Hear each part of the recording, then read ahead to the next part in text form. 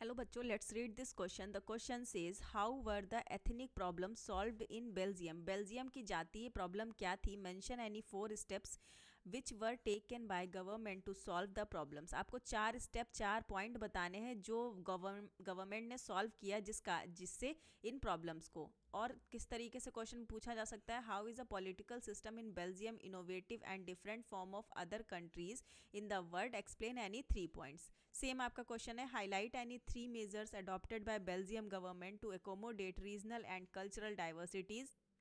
Next है आपका, explain any 3 elements of the Belgium model of power sharing. Next, what are some of the basic element of Belgium model of power sharing, right any 3।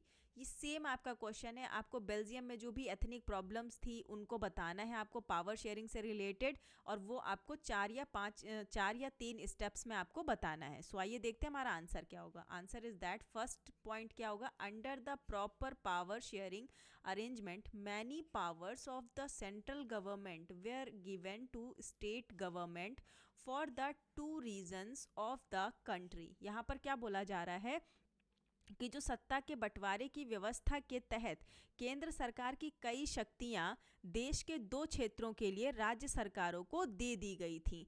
Next point हमारा क्या कह रहा है, a separate government has been set up Brussels in which both the communities have equal representation. यहाँ पे क्या बोलना चाह रहा है कि राज्य और जो आपका यहाँ पर आपका बोलना चाह रहा है कि जो ब्रुसेल्स में एक अलग सरकार की क्या करी गई थी, स्थापना करी गई थी, सेपरेट गवर्नमेंट की स्थापना करी गई थी, जिसमें दोनों समुदायों का प्रतिनिधित्व जो था वो क्या था, समान था, इक्वल रिप्रेजेंटेशन था। नेक्स्ट आपका पॉइंट क्या है, The Belgium constitution prescribes that the number of Dutch and French speaking ministers shall be equal in the central government। यहाँ पर क्या बोला जा रहा है कि बेल्जियम के संविधान में क्या कहा गया है कि केंद्र सरकार में डच और फ्रेंच बोलने वाले मंत्रियों की जो संख्या होगी वो क्या होगी, बराबर होगी।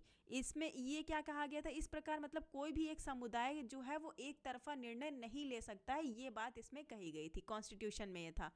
फोर्थ पॉइंट आपका, apart from the central government and state government is a third kind of government that is community government.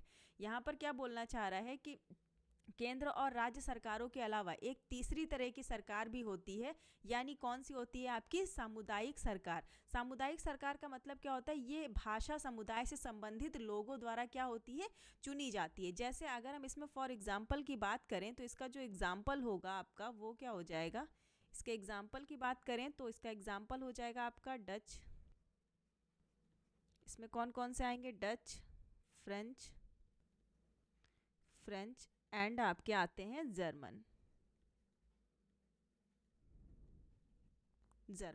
ये बोलने वाले जो लोग होते हैं ये क्या होता है, भाषा समुदाय द्वारा ही ये सरकार, कम्युनिटी गवर्नमेंट जो है आपकी, इनके द्वारा चुनी जाती है। तो hope you understand it well, best of luck, thank you so much.